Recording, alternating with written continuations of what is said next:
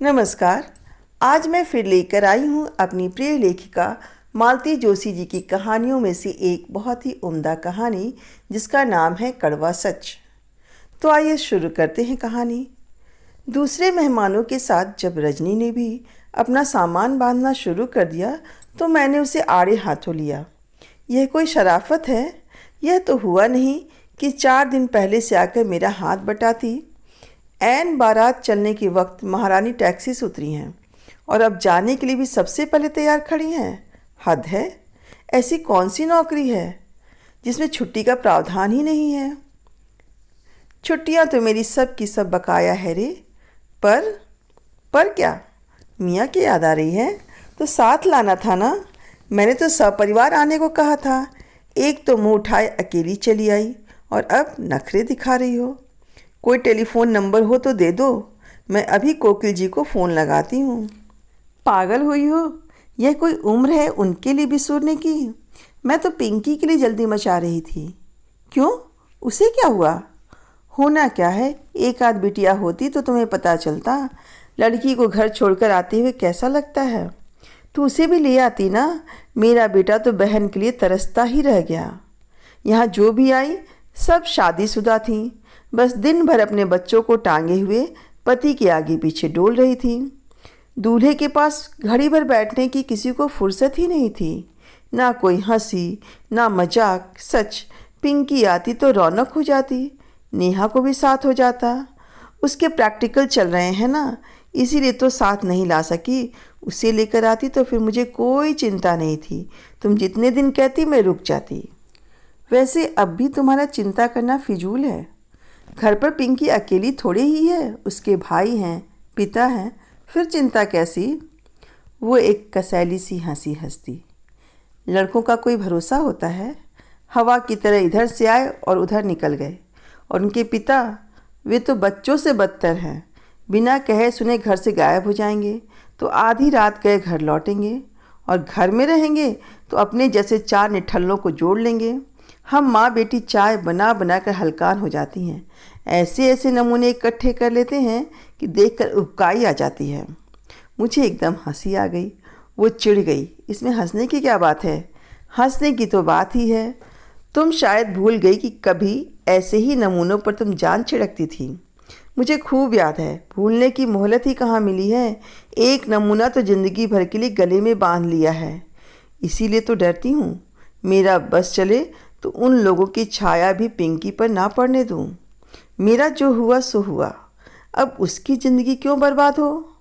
मैं हैरत से उसे ताकती रह गई। क्या यह रजनी बोल रही है? क्या इसी रजनी ने कोकिल जी के लिए आकाश पाताल एक कर दिया था? घर से भागकर शादी की थी। घर वाले शादी के सख्त खिलाफ थे।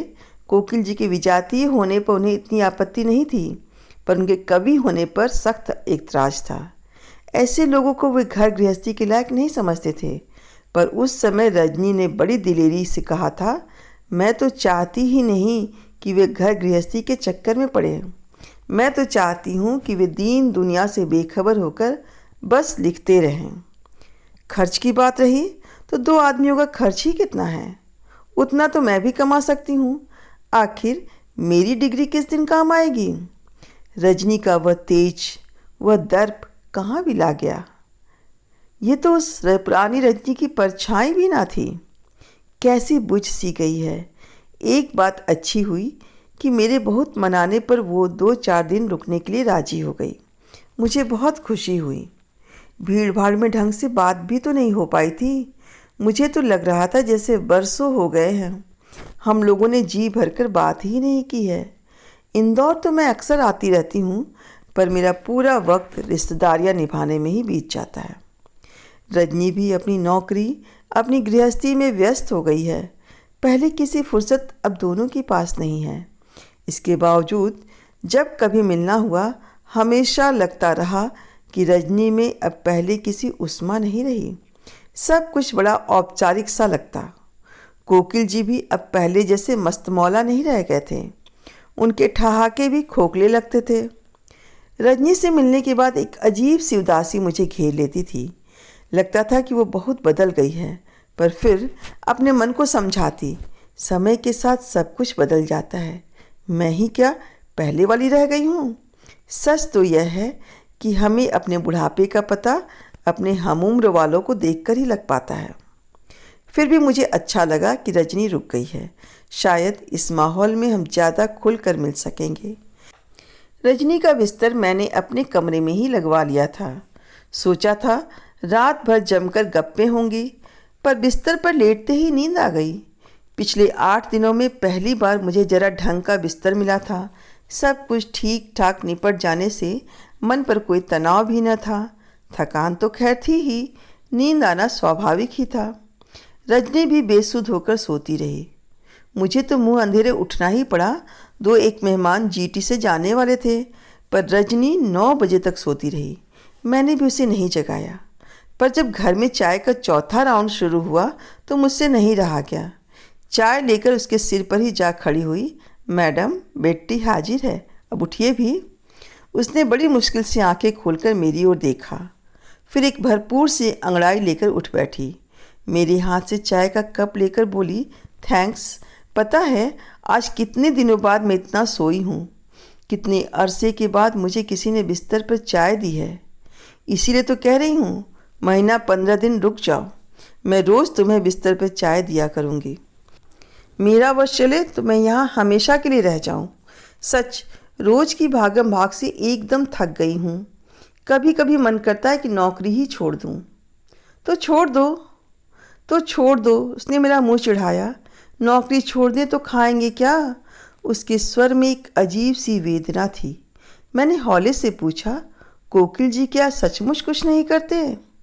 करते क्यों नहीं? दिन भर कागज काले करते हैं, सिगरेट फूंकते रहते हैं। मैंने उसके व्यंग को अनसुना करते हुए कहा, आजकल तो सुना है कविताओं पर भी अच्छा खासा पारिश्रमिक मिलता है। छपेंगी तभी तो मिलेगा। आधी तो लौट आती हैं। जो छपती है उनके पारिश्रमिक से टाइपिंग का खर्च भी नहीं निकलता, डाक खर्च अलग। कवि सम्मेलनों में तो जाते होंगे। आजकल के कवि सम्मेलन सुने हैं कभी? वहाँ तो हाथ से रस के कवियों की ही पूछ होती है, या फिर गलाबाज कवि रंग जमाते हैं। तुम्हें तो याद होगा ये कितना अच्छा गाते थे, पर सिगरेट पी पी कर गले का सत्यानाश कर लिया है। कहीं जाते भी हैं तो बुरी तरह हुट हो जाते हैं। बच्चों को तो इतनी शर्म आती है कि क्या बताऊं। सुनकर सचमुच बहुत बुरा लगा। वे स्वप्निल दिन याद आए जब हम लोग रात रात भर जगकर कवि सम्मेलन सुनते थे। कोकिल जी तो उन दिनों धूम मचाए हुए थे। लड़कियां तो उनके पीछे दीवानी थी, जिसमें रजनी तो मीराबाई ही बनी हुई थी। कितनी तपस्या से, कितनी मुश्किलों से उसने गिरधर गोपाल को पाया था, पर उसका स्वप्न पुरुष आज उसके लिए खलनायक क्यों बन गया है? उसकी सतरंगी कल्पनाओं का महल खंडहर में क्यों बदल गया है? बुरा लगने की तो बात ही थी। रजनी मेरे यहाँ 3-4 दिन रही, पर ज़्यादातर वह सोती ही रही। लगा कि पता नहीं कितने दिनों की नींद पूरी कर रही है। शेष समय हम लोग बैठे गप्पे मारते रहते।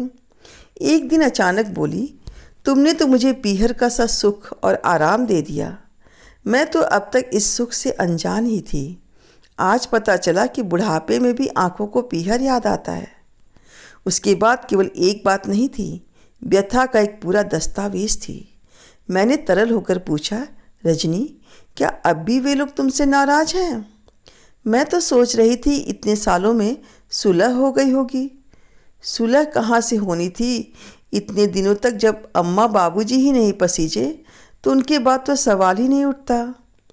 भाइयों के पास अपनी गृहस्थी है, अपनी जिम्मेदारियां हैं। कोई बात नहीं, मैंने जैसे उसे सांत्वना देते हुए कहा, तुम्हारा जब जब पीहर जाने का मन हुआ करे तुम यहाँ मेरे यहाँ चली आना। हाँ, सो तो अब आना ही पड़ेगा, पर एक बात है, अब मैं तुम्हें कभी अपने यहाँ नहीं बुला पाऊँगी। क्यों? मुझे बहुत संकोच होगा, क्योंकि मेरे यहाँ ना ऐसा बंगला है, ना गाड़ी है, ना नौकर चाकर हैं। पागल हुई हो? यह सब क्या मेरा अपना है? यह सारा वैभव तो सरकारी नौकरी का प्रसाद है। जब तक नौकरी है यह ठाठ है। वैसे हमारी औकात तो तुम जानती हो। याद है हमने अपनी ज़िंदगी 1.5 कमरे के दड़बे से शुरू की थी। याद है उन दिनों मुझे तुम पर बड़ी दया आती थी। तुम्हारी शादी मुझे बड़ी अनरोमांटिक लगती थी। रोमांस को लेकर मेरी कल्पनाएं बड़ी ऊंची थी। अच्छा, मैं घर से एकाएक क्यों भाग गई थी जानती हो? कोकिल जी के लिए ही तो। हाँ, घर तो उन्हीं के लिए छोड़ा था, पर इतनी हड़बड़ी में शादी करने का पहले से कोई इरादा नहीं था। पर उन दिनों मेरी एक जगह शादी की बात चल रही थी। शायद मेरे लक्षण देखकर बाबूजी ने कुछ अच्छा घरवर देखकर मुझे जल्दी से विदा करने का फैसला कर लिया था। लड़का बैंक में क्लर्क था। उसी शाम वे लोग मेरी गोद भरने आ रहे थे। एकाएक मुझे जैसे इल्हाम हुआ कि मैं किसी क्लर्क की बीवी बनने के लिए पैदा नहीं हुई हूँ। मेरा जन्म तो महाकवि की पत्नी बनने के लिए हुआ है। इतनी सी बात मन में आई और मैं चल दी। पल भर को भी यह नहीं सोचा कि मेरे इस तरह एकाएक गायब हो जाने से अम्मा बाबूजी पर क्या बीतेगी, घर वालों की कैसी हंसी उड़ेगी। अब लगता है कि किसी तरह बाबूजी मुझे धर पकड़कर बैंक वाले के साथ ब्याह देते तो अच्छा होता। 2-4 दिन रो धो लेती, फिर सब ठीक हो जाता। कम से कम जिंदगी भर की फजीयत से तो बच जाती। छी रजनी, ऐसा नहीं कहते। मैंने उसे झिड़की दी। अतीत को लेकर इस तरह सोचोगी तो तुम अपने वर्तमान को भी दूभर बना लोगी, और यह तुम्हारा भ्रम है कि उस शादी से तुम सुखी हो जाती। आज तुम अपनी मर्जी की शादी करके मोह भंग का दुख झेल रही हो। बैंक वाले से शादी हो जाती तो जीवन भर प्रेम भंग की पीड़ा भोगती रहती। हर हाल में दुख ही तुम्हारा पाथेय होता, क्योंकि शायद तुम यही लिखा कर लाई थी। रजनी फटी फटी आंखों से मुझे देखती रह गई। शायद मैं बहुत कड़वा बोल गई थी, लेकिन यह सच था जिसे गले से उतारना उसके लिए बहुत कठिन हो रहा था। तो अभी आप मालती जोशी जी की कहानी कड़वा सच सुन रहे थे। ऐसे ही अन्य कहानियों को सुनने के लिए मेरे चैनल कहानियाँ जीवन की से जुड़े रहिएगा। तो मिलते हैं अगले वीडियो में एक और नई कहानी के साथ। तब तक अपना और अपनों का ख्याल रखिए। बहुत बहुत धन्यवाद।